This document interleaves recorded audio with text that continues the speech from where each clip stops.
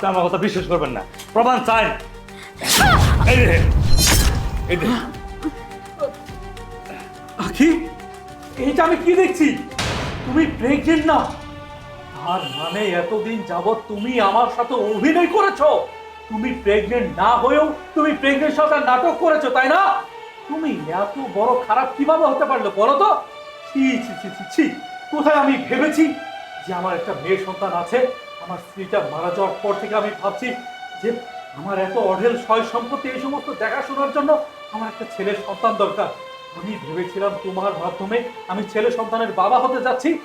সেই খুশিতে আমি এলাকার সবাইকে বলে রেখেছি যে যেদিন আমার সন্তান হবে এই পৃথিবীতে আসবে সেদিন সবাইকে আমি পেট ভরে মিষ্টি খাওয়াবো।